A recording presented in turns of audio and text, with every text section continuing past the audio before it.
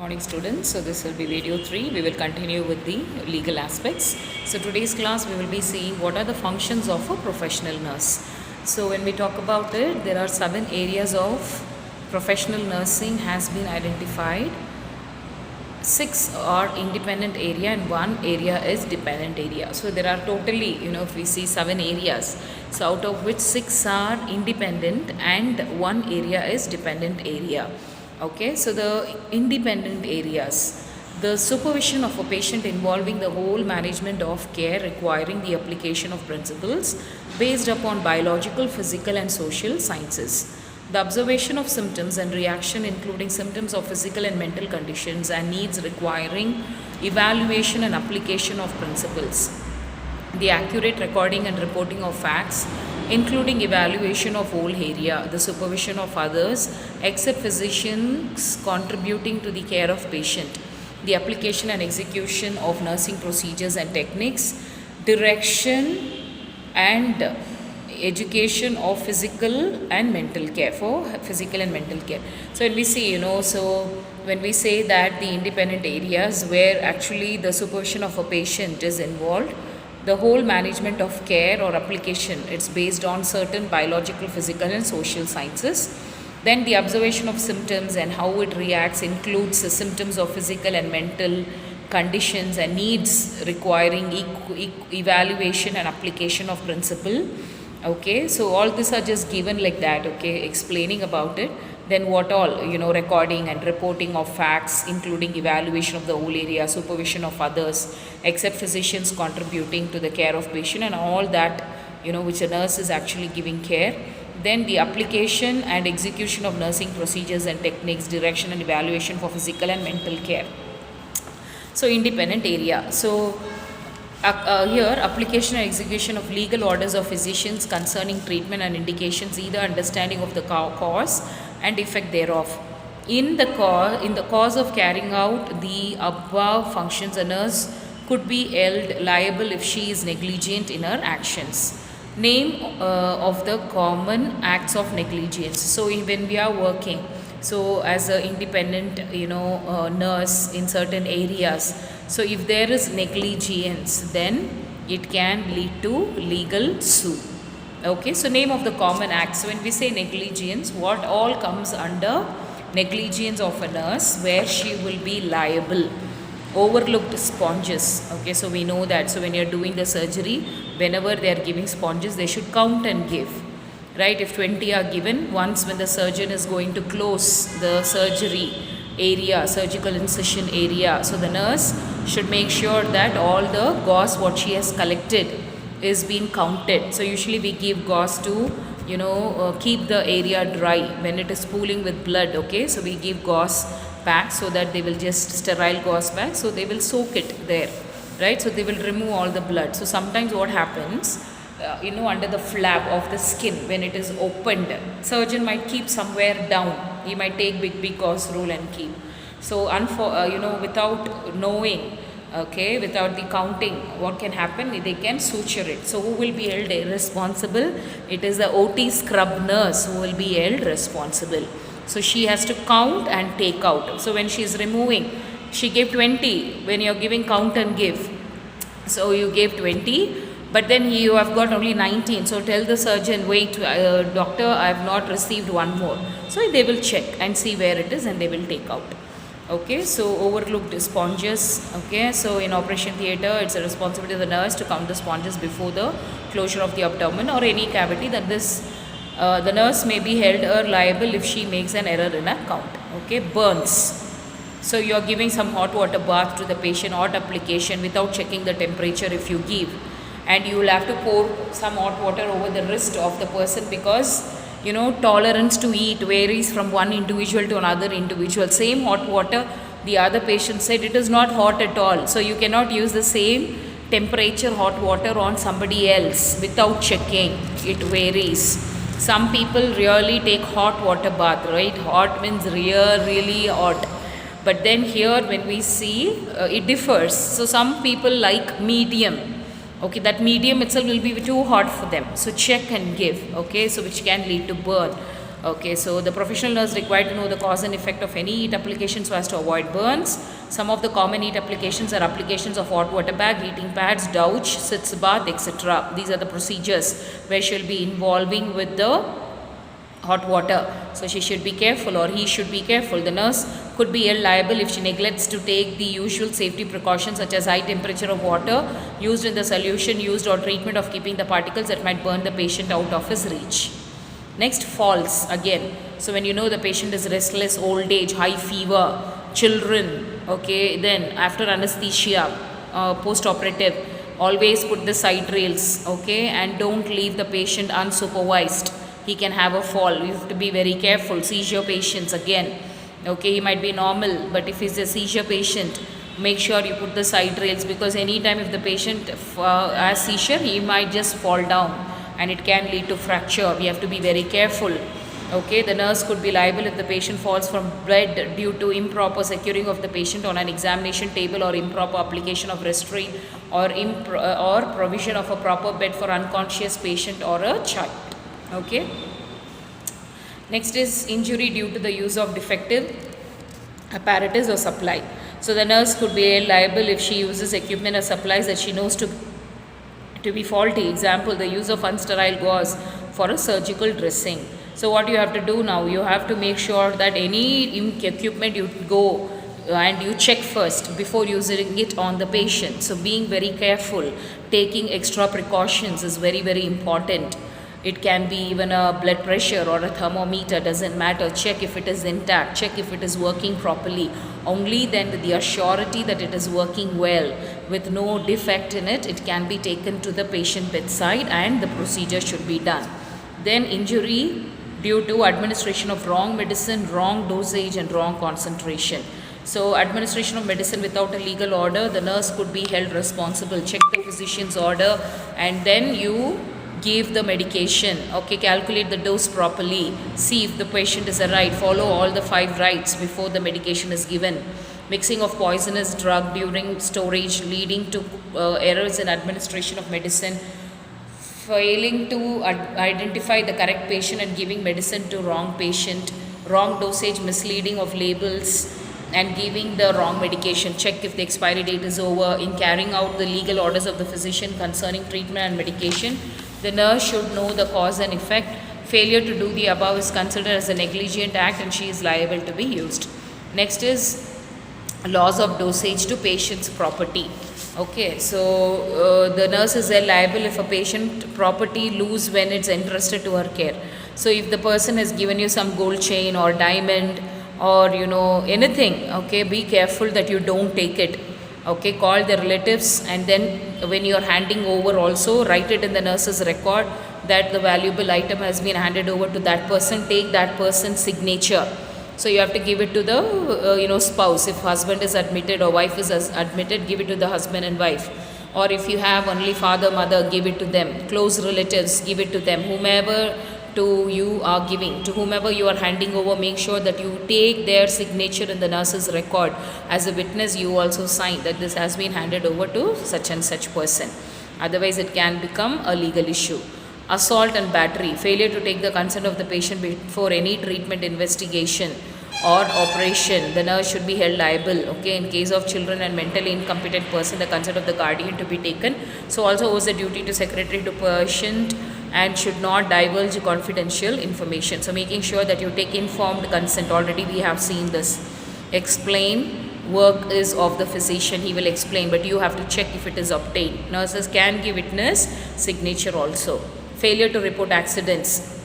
So any kind of accidents that has happened during your duty, during under your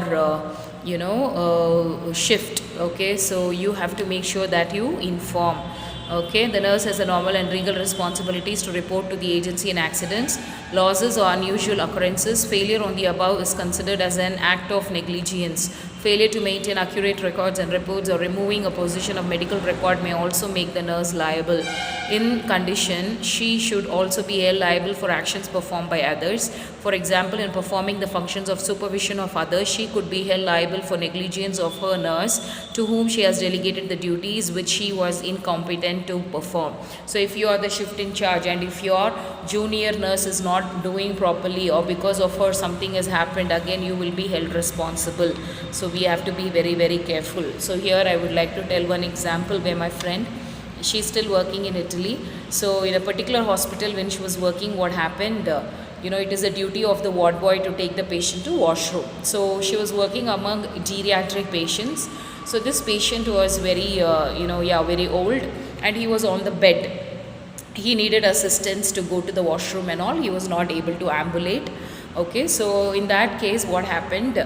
This person wanted to, go to the washroom, and so she was on the shift. She was a shift in charge. So she said, okay, she called one of the ward boy, and that ward boy is an Italian boy. Okay, so Italian man who was working there. So she told, please take the patient. So what happened when he took him on the wheelchair, and on the way to the washroom, he fell. And that, he fell. And then later when she came, this ward boy begged her so much, that please don't tell, otherwise I'll be in problem. She's very soft-hearted kind. So what happened? She said, okay, I will not inform. But then what happened? When the doctor next day came for the rounds, there was some scratch over the patient's body, and the doctor was actually attending the patient, and the patient who was not able to speak, he just showed the scratch on the body. So looking at the scratch, the doctor immediately asked what happened, and then she was there on the duty. So wanting to save the other person, she said a lie. She said nothing happened, I am not aware of it. Then finally what happened? They found out who was the ward boy. They called him, inquired, and that Italian, ward boy confessed that yes, this patient had a fall. And then, immediately the patient was sent to take X-ray. So this patient also ended up having fracture because of the fall that he had a day before. And not only that, because of that fall, they could actually make out that that patient also had cancer. He had bone cancer, okay, which was ruled out. But not talking about the positive point of the fall, but what happened was my friend was suspended, and then this ward boy also was suspended for 2 weeks. But she couldn't tolerate that. It was such a big insult, So as a nurse, we have to be very, very careful. It is not about whom you're saving, and it is not about giving false witness. Okay, don't become a false witness. Do your work sincerely, render your care to the patient, make sure that you are there for the patient, protect the patient, and then when there are times when you have to protect yourself, you have to protect. Stand for your own rights. Don't go to, unnecessarily put a person into the problem. But when you know that there has been a fall, it has to be intimated. You cannot cover it. Here the patient ended up having fracture. Okay, so always remember your duty is first. Being truthful is very, very important, and keep yourself safe and sound. Okay, so next you have patient's bill or right. So when we talk about patient's bill or right, we will see what are the various rights to the patient that we should also know. So in 1973, the American Hospital Association has adopted a patient's bill or rights as a national policy statement and distributed it to the members in the hospital throughout the country. The summarized 12 rights are, so it was given in the year 1973 by the American Hospital Association. So we will see what are those 12 rights to the patient. The patient has a right to a considerate and respectful care. Make sure that you always give dignified care, respect to the patient. The patient has a right to obtain from his physician complete and current information concerning his diagnosis, treatment and prognosis in terms the patient can be reasonably expected to understand. So the patient, has the authority to ask any information that is regarding to his health, diagnosis, treatment or prognosis to the physician itself. So, okay, we cannot stop them. It is their right. The right patient has the right to receive from his physician necessary information regarding his treatment and the procedures that are involved in it. This is self-explanatory. The patient has the right to refuse treatment to extent we have already seen. They can refuse treatment. Okay, they can refuse DNR. Okay, I mean they will give consent for DNR. Do not resuscitate. The patient has the right to privacy. The patient has the right to expect that all communications and record pertaining to his care should be treated as confidential. Confidentiality is very important. Providing privacy is important. The patient has the right to expect that within its capacity, a hospital must make reasonable response to the request by the patient for services. So whatever services the patient is wanting, that has to be provided. He has a right to obtain information so as to any relationship of his hospital and other care institution of his care is concerned. So he has information. Okay, he is liable to take information or to get information, okay, regarding the various healthcare services that are being provided about the institution. Okay, and then the patient has a right to be advised if the hospital proposes to engage him in or perform human experimentation affecting his treatment. If at all, if the hospital is wanting to do any kind of experiment on him, then it is important that they get informed consent by the patient. The patient has a right to examine and remove an explanation of his bill regardless of the source of payment. Any doubt in the bill payment can be rectified. The patient has a right to know what hospital rules and regulations apply to his conduct as a patient. What are the things that the patient has to follow, the rules and regulations. Okay, next we will go to student nurses. So these are the 12 rights of patients. Student nurses, when we see if a client suffers harm as a direct result of nursing student action or due to lack of it, the liability of the incorrect action, even if a student does anything wrong during the practice, the student nurse, okay, will be liable. Okay, the liability of the incorrect action is generally shared by the students, and then first students will be affected, then the instructor, clinical instructor or the teacher who is coming accompanying the student also is liable, and then the hospital, healthcare faculty, educational institution. So everybody gets affected. The hospital, the healthcare facility, the teacher, that is the instructor, the student nurse, okay, and the educational institution. So student nurses should never be assigned the task for which they are unprepared, and should be carefully supervised by instructors when they are learning new procedures. So it's important that we don't give very individual care or individual procedure to the student nurse to perform, because if they are not equipped of that, then they can cause harm to the patient, and you are also questionable. Although students are not considered employees of the hospital, the institution has a responsibility to monitor the act of nursing students. So always the work of the nursing students should be monitored by the staff nurses or the clinical instructor. Okay, so yeah, so with this we have done with independent functions, and next we will go to legal liability in nursing. Okay, we will check with that topic. I think some more we can take. Okay, so legal liability in nursing, when we say these are torts, malpractice, okay, and then you have invasion of privacy, illegal retention. So when we say unintentional torts, it is negligence or malpractice. Then you have the torts, intentional torts are there. What are the types? We will see that. So talking about the legal liability in nursing, so there are torts, malpractice, invasion of privacy. Okay, so we will see what is invasion of privacy. When you see the 4th Amendment, of the US Constitution protects every citizen's right to privacy. Disclosing confidential information to an inappropriate third party subjects the nurse to be possible slander charge or liability. Clients can claim for invasion of privacy when their private affairs with which the public has no concern has been publicized. Another form of invasion of privacy is the release of information to an unauthorized person, such as member of the press or of the client's employer. Okay, so making sure privacy, providing them privacy and not letting out the information of the patient. Okay, so that when you do that, it becomes invasion of privacy. Then illegal retention, prevention of movement or unjustified retention of a person without consent, may be false imprisonment. Okay, so yeah, the nurses must use restraints carefully and under the approval of physician. A patient cannot be forced to remain in the hospital against his or her will.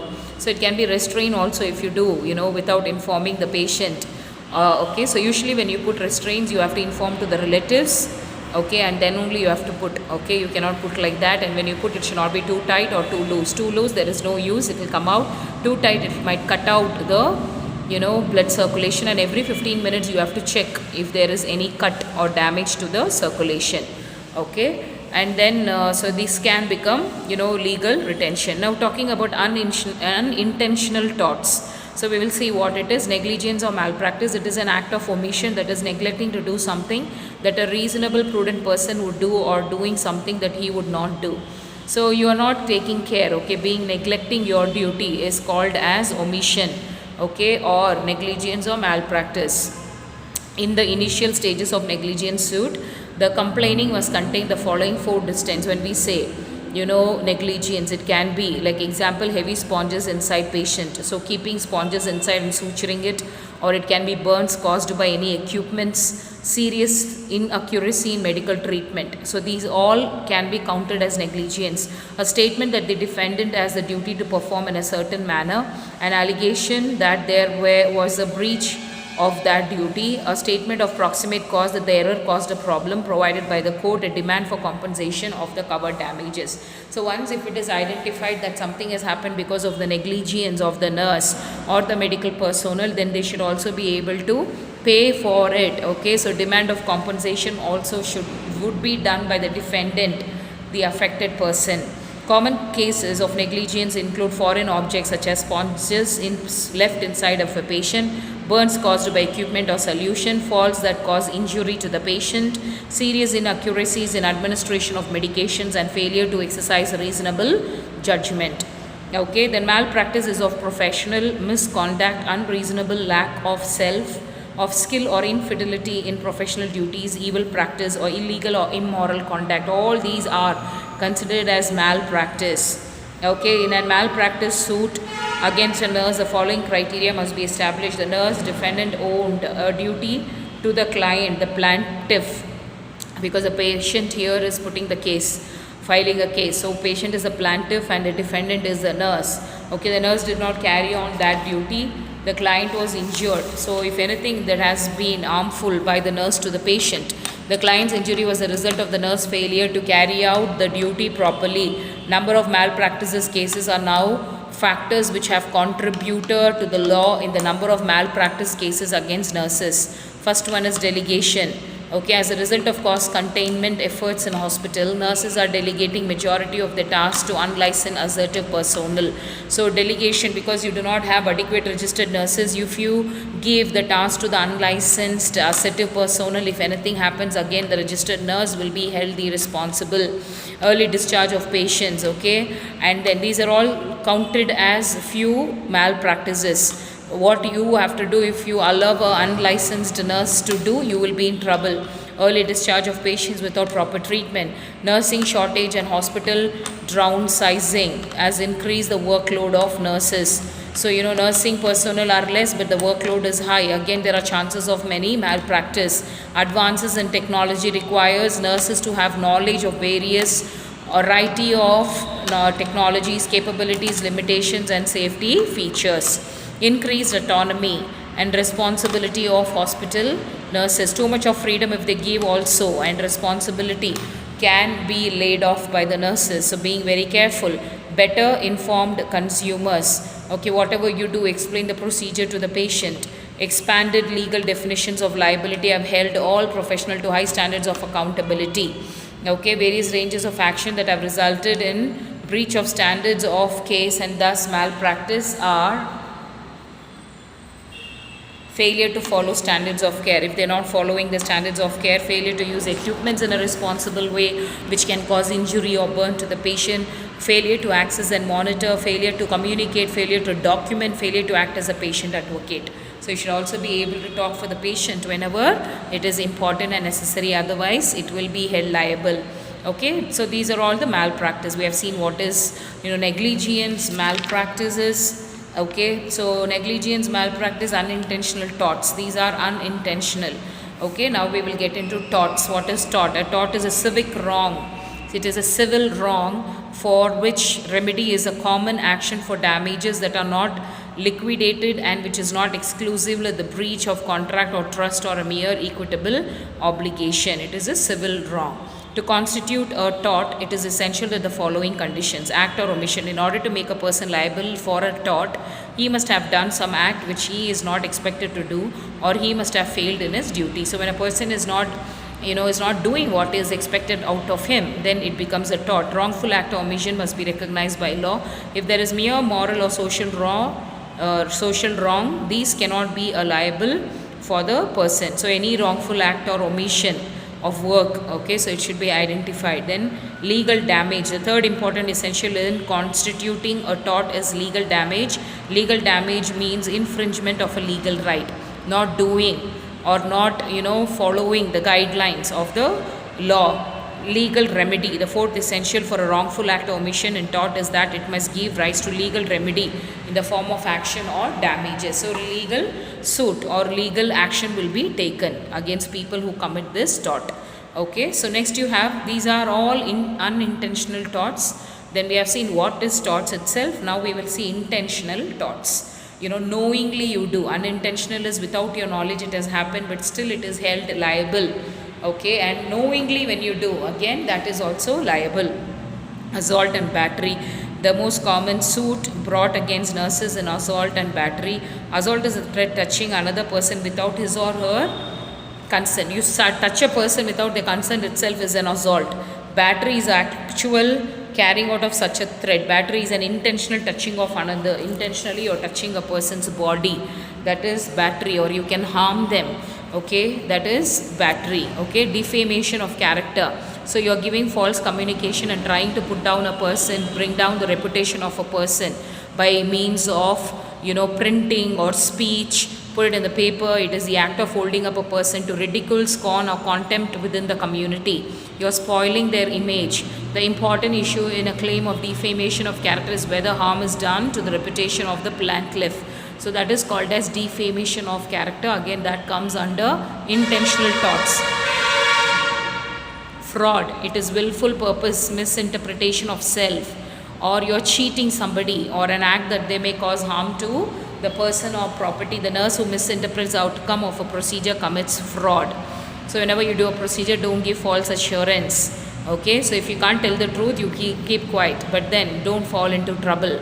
The best way for nurses to avoid being named in lawsuits is to follow standards of care given, competent health care, and develop empathetic rapport with the clients.